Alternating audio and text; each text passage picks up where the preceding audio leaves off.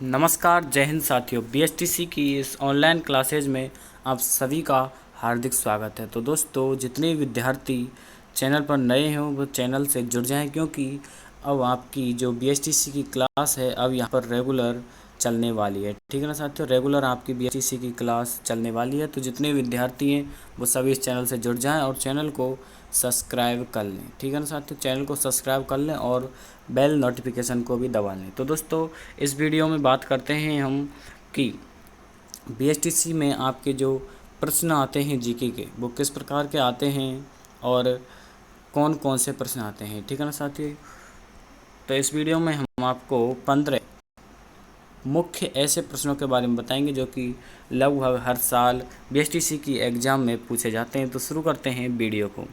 तो दोस्तों, आपका जो पहला क्वेश्चन है वह नृत्य की किस शैली से दयाराम संबंधित था। नृत्य की किस शैली से दयाराम संबंधित था। Option A Bhavai, option B Garba, option C Gair, या दोस्तों ऑप्शन डी घूमर।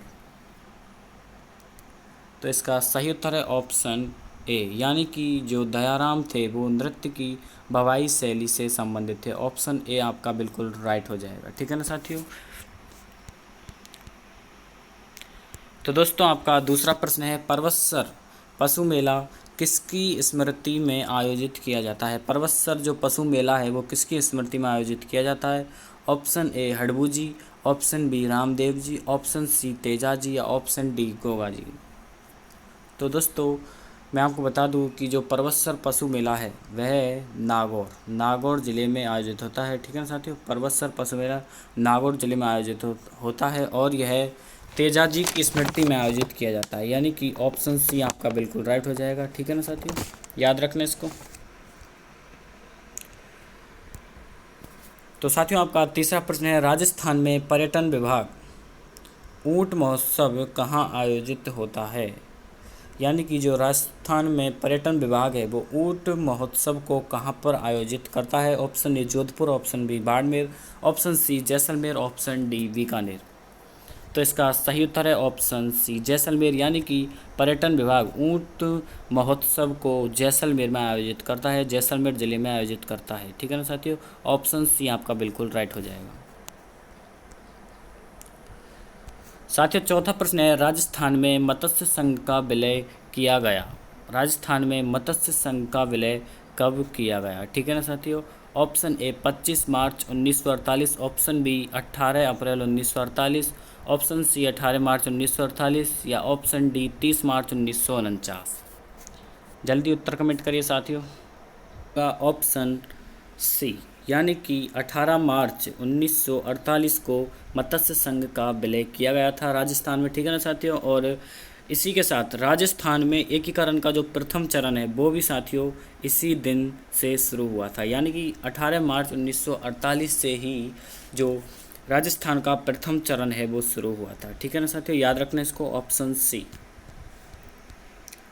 पांचवा प्रश्न है मरु राष्ट्रीय उद्यान कहाँ स्थित है। मरु राष्ट्रीय उद्यान कहाँ स्थित है। तो option A Jaisalmer, option B Bharatpur, option C Dholpur, option D Churu. तो कौन सा इसमें से मरु राष्ट्रीय उद्यान है बताने हैं साथियों आपको। तो दोस्तों, इसका सही उत्तर है ऑप्शन ए, जैसलमेर में मरु राष्ट्रीय उद्यान स्थित है। ठीक है ना साथियों, ऑप्शन ए आपका राइट हो जाएगा। दोस्तों, आपका छठा प्रश्न है सीता माता वन्यजीव अभ्यारण्य किस जिले में स्थित है। सीता माता जो वन्यजीव अभ्यारण्य है वो किस जिले में स्थित है। Option A Kota, option B Sirohi, option C Bundi, option D Chittorgarh. तो सीता माता वन्यजीव अभ्यारण्य कहाँ स्थित है। तो दोस्तों, इसका सही उत्तर हो जाएगा जो सीता माता वन्यजीव अभ्यारण्य है वो सीता माता चित्तौड़गढ़, ठीक है ना साथियों, चित्तौड़गढ़ में स्थित है। और सीता माता का जो मंदिर है वो भी साथियों यहीं पर है स्थित है। तो सीता माता वन्यजीव अभ्यारण्य याद रखिएगा चित्तौड़गढ़ में। ऑप्शन डी आपका राइट हो जाएगा।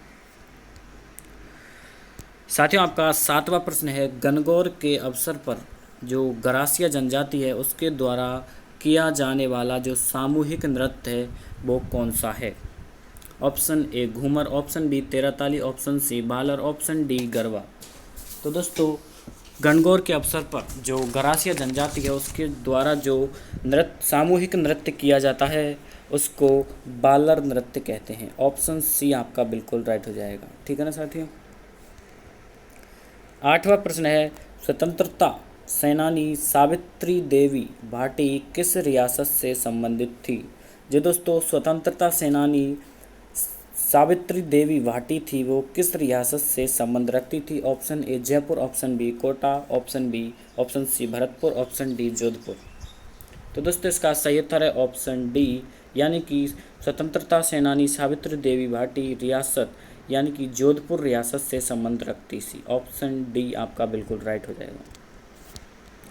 9वां प्रश्न है साथियों आपका, किस दिन गाय के बछड़े सहित पूजा की जाती है। यानी कि किस दिन गाय के बछड़े सहित पूजा की जाती है। Option A Bachhbaras, option B Radhashtami, option C Jaljhulni Ekadashi, option D Anant Chaturdashi. तो दोस्तों इसका सही उत्तर है ऑप्शन ए, यानी कि बच्छवारस जो त्यौहार है उसके दिन गाय के बछड़े सहित पूजा की जाती है। और बात की जाए साथियों इसकी तिथि की, तो तिथि की बात की जाए साथियों तो यह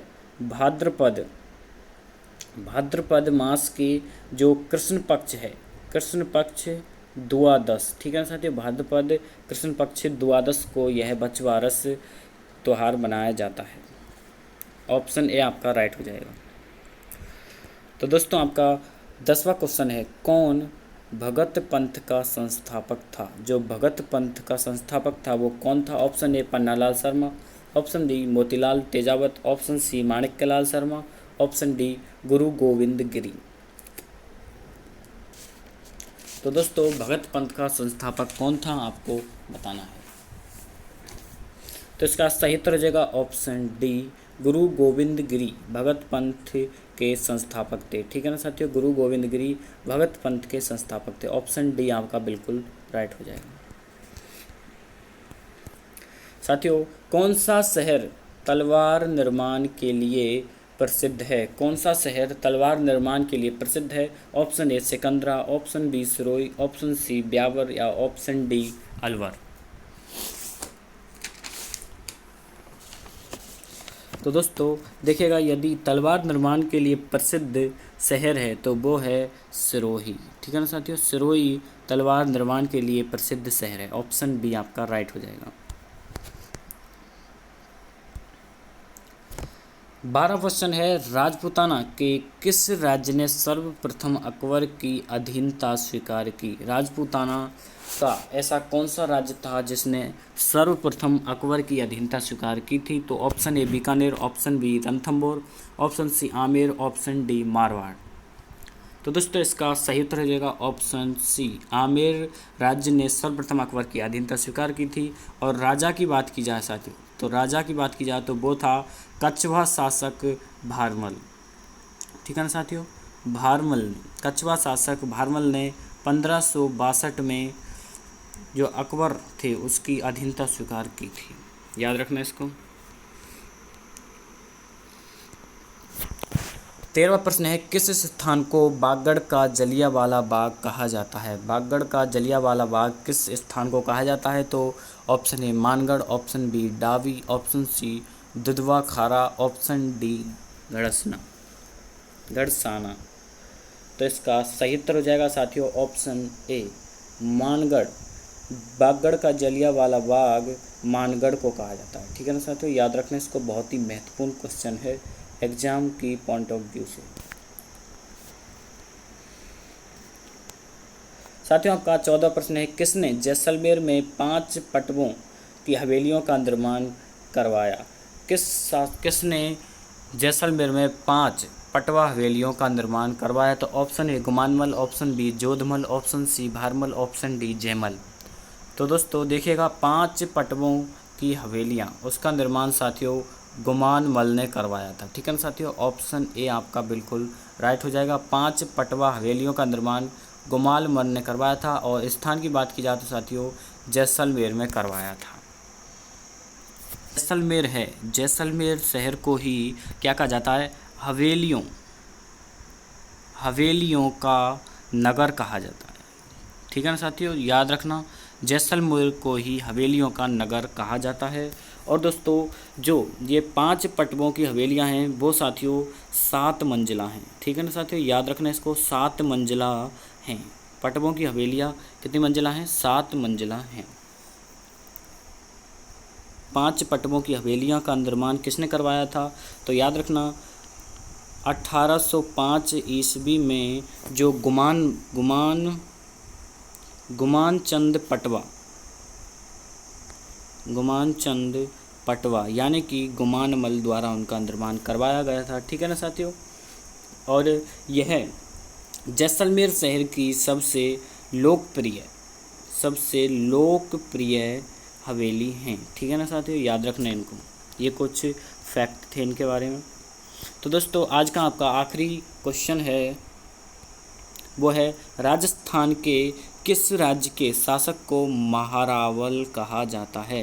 राजस्थान के किस राज्य के शासक को महारावल कहा जाता है? Option A Marwar, option B Mewar, option C Amer या ऑप्शन डी डूंगरपुर। तो दोस्तों इसका जो सही उत्तर है वो हो जाएगा ऑप्शन डी, यानी कि जो डूंगरपुर के जो शासक थे उनको महारावल कहा गया। ठीक है ना साथियों, महारावल कहा जाता है, याद रखना इसको, ऑप्शन डी आपका बिल्कुल राइट हो जाएगा। तो दोस्तों आज की क्लास आपको कैसी लगी नीचे कमेंट बॉक्स में कमेंट करके बताएं। और दोस्तों चैनल को सब्सक्राइब करना ना भूलें, सब्सक्राइब साथियों इसको ज़रूर करें, क्योंकि जब हम BSTC की कोई भी क्लास छोड़ेंगे तो सबसे पहले नोटिफिकेशन आपको पहुंचेगी। ठीक है ना साथियों, और बेल नोटिफिकेशन को भी ज़रूर दबाएं।